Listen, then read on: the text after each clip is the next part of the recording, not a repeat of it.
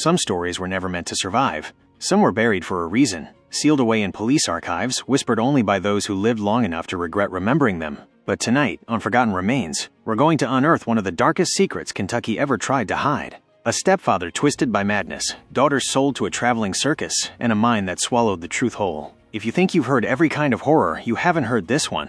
Take a breath, because once we go in, there is no coming back. The wind on the Kentucky Ridge carried a strange sound that autumn, half whistle, half wail, sliding between the dead branches, as though warning the holler below that something wicked had taken root. Folks in Mercer County whispered that the land had begun remembering things best left forgotten, and at the center of it all stood the Craven house. The cabin leaned like it was tired of holding secrets, its windows black as if the glass had turned to coal. No one approached it anymore. No one dared. Not since the spring, when Lena and Mariah Craven vanished with the traveling circus that rolled through town and never returned. What they didn't know, not yet, was that the sisters hadn't left willingly, and the circus wasn't what it seemed. The story begins on the last night anyone saw the Craven sisters alive. Lena Craven wiped a streak of soot from her cheek as she stirred the pot over the fireplace. She had always moved with a quiet steadiness, a calm born from years of surviving the storms inside that cabin. Beside her, Mariah paced, arms crossed, jaw tight. She had never been good at silence or at pretending everything was all right, especially not tonight. "You heard him," Mariah muttered. "He said them circus folk were staying the night in town. He's been talking about it all week." Lena kept stirring. Talking doesn't mean nothing. With him? It always means something. Before Lena could answer, heavy boots stomped onto the porch. The boards creaked under the weight of their stepfather, Jeb Craven, a man whose shadow entered a room 5 seconds before he did. A man whose breath always smelled of whiskey and secrets. The door slammed open. He filled the doorway like a storm cloud, eyes bloodshot, beard tangled, a rolled parchment in his fist. "Pack your things," he barked. Mariah stiffened. "Why?" Jeb smirked. "Because you two just became performers." Lena stopped stirring. "Performers for what?" "For the Crimson and Gold Traveling Wonder Show," he said, tossing the parchment on the table. "Signed contract. Says they pay good money for pretty faces and strong backs." Mariah's eyes widened. "You sold us?" Jeb leaned in close, the lantern casting a warped shadow across his face. "A man can't live off land that won't grow. Someone's got to bring in coin. You should be grateful. They'll feed you better than I ever could." He turned away, as if the matter were closed. But Lena noticed something on the parchment, ink that shimmered strangely, as though it wasn't ink at all but dried blood. And stamped into the paper was an emblem she recognized from old Appalachian lore, a ring of 10 interlocking fingers. The mark of the olded ones. Circus folk shouldn't have had that mark. No one alive should have. Mariah shoved Jeb's shoulder. "We ain't going." His face darkened. "Yes, you are." He reached for Mariah, but she slipped away. Lena stepped between them. "Leave her be." Jeb's lip curled. "Still protecting her?" "Always thought you were the smarter one, Lena." He grabbed her wrist, but froze as a sound echoed from beyond the tree line. A low, melodic hum. It drifted through the forest like a song carried by the dead. Slow. Hypnotic. Wrong. Lena felt her skin prickle. Mariah swallowed hard. "They're here," Jeb grinned. "Damn right they are." He shoved Lena aside and stepped out onto the porch as figures approached through the mist, tall silhouettes moving with unnatural grace. A lantern swung from a long pole, casting distorted shadows on the trees. At the front marched a man dressed in a crimson coat with gold-stitched sleeves. His face was painted white, lips drawn into a long black grin that never shifted. His eyes, Lena would remember those eyes for the rest of her life, were pale gray, almost silver, without a hint of light behind them. He tipped his hat toward the cabin. "Evening, Mr. Craven." "We've come for the sisters." His voice was soft, too soft, like velvet sliding over a blade. Jeb nodded eagerly. "They're inside. Strong girls. Hard workers. You'll get your money's worth." Lena grabbed Mariah's hand.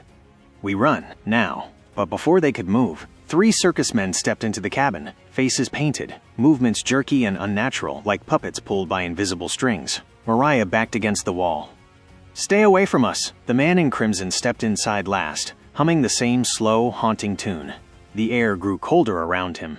Dust rose from the floorboards as if the house itself was trembling. He lifted a gloved finger toward the sisters. "You belong to the show now," he whispered. Lena's heart hammered.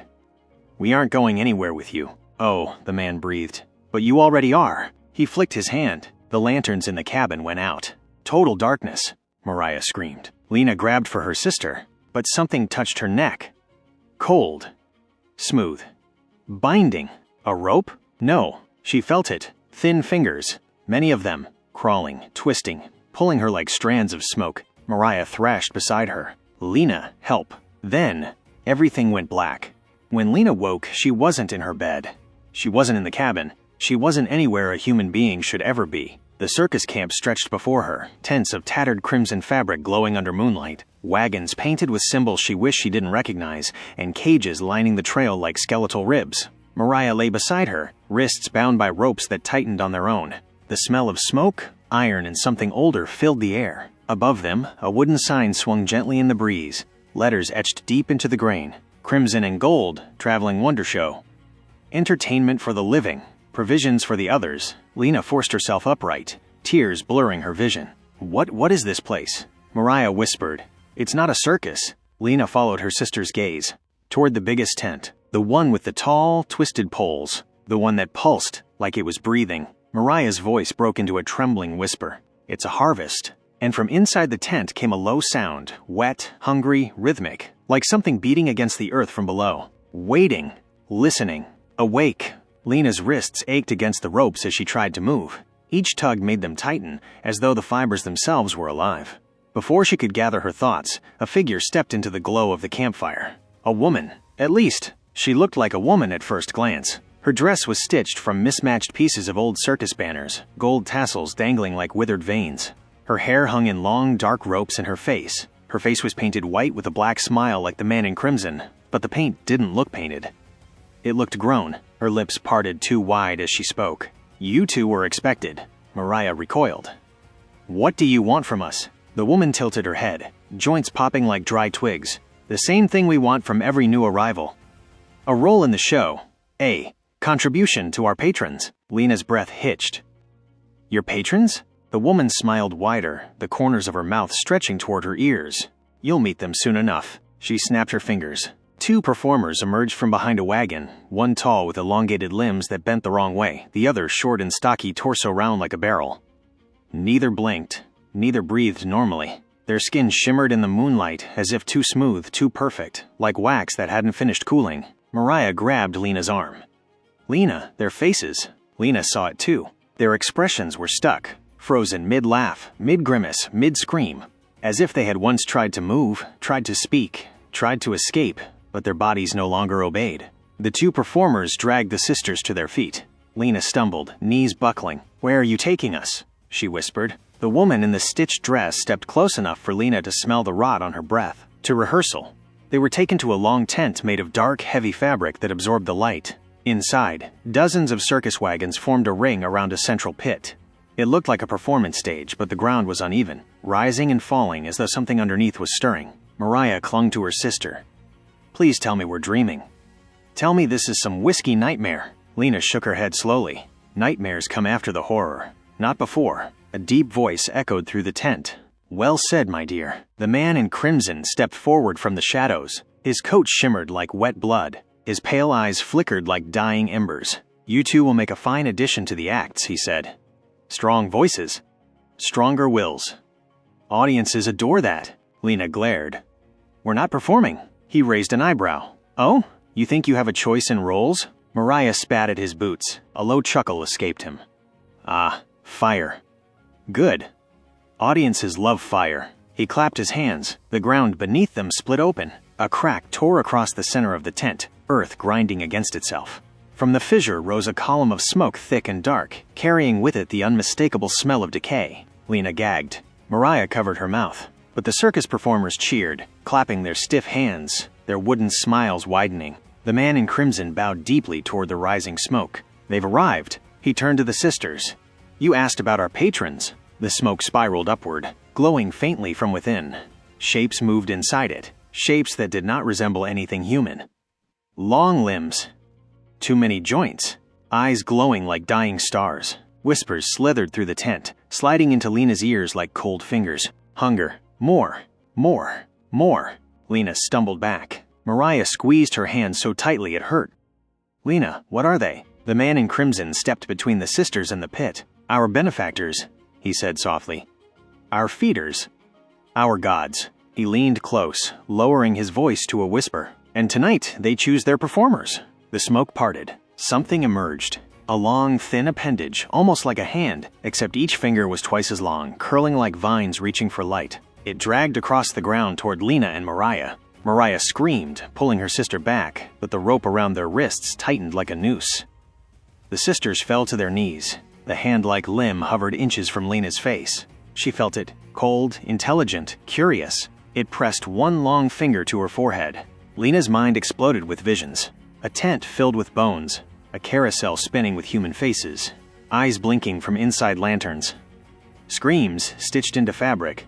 A show performed for things that crawled beneath the soil before the first settlers came. She gasped, choking. The appendage moved to Mariah next. Mariah convulsed, eyes rolling back. "Stop!" Lena shouted. "You're killing her!" The man in crimson laughed softly. "Oh no. Killing is wasteful. We do something much more enduring." He snapped his fingers. The appendage recoiled back into the smoke pit, retreating like a serpent into a burrow. Mariah collapsed. Lena caught her, trembling. "What did you do to her?" Lena whispered. "We evaluated her," he replied. "And we found her suitable." "For what?" He smiled. A slow, horrifying smile that seemed to stretch far too wide.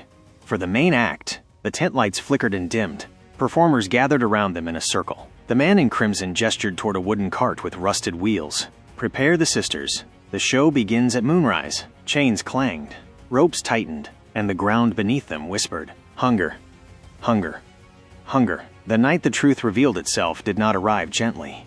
It came clawing, shrieking, dragging its nails across the walls of that rotting Kentucky forest, as if time itself were trying to warn anyone foolish enough to step inside. Lydia walked at the front, lantern shaking in her trembling hand.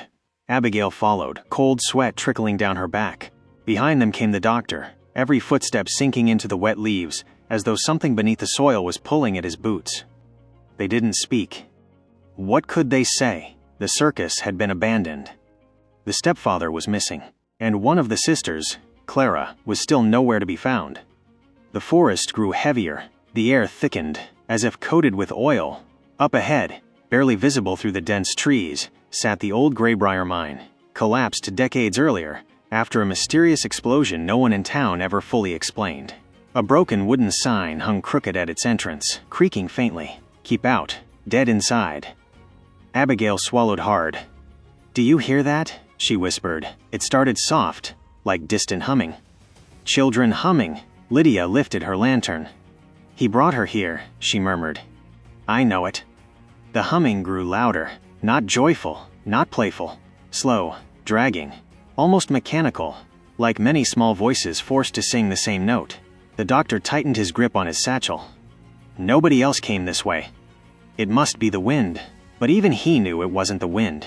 The humming was coming from deep inside the mine, the descent into the mine. The entrance sloped downward like a throat swallowing them whole.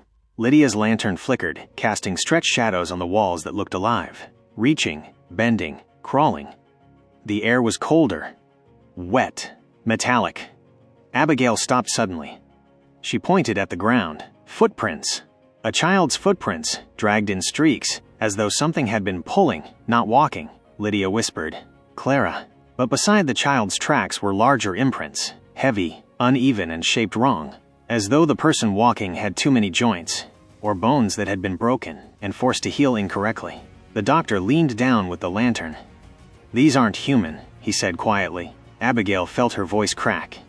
"But he was human," Lydia replied softly. "Once." The circus below. The tunnel opened into a massive underground cavern, and suddenly Lydia gasped so sharply her lantern almost dropped. Below them, illuminated by a sickly green glow of lichen-covered rock, stood the remains of a circus tent. But not set up, buried. Crushed, sunken into the cave floor like a decayed heart still trying to beat. And inside, silhouettes moved. Not human silhouettes. Too thin. Too tall. Spines bent backward like marionettes twisted by a mad puppeteer. Abigail clasped Lydia's sleeve, whispering, "What is that?" "What are they?" Lydia's voice was barely a breath. "Circus performers, but changed." The doctor's face drained of all color. "No, this isn't possible." Because sitting in the center of it all, hunched over like a starving vulture, was the stepfather. But his body was contorted, limbs too long, shoulder dislocated and twisting upward as if pulled by invisible strings.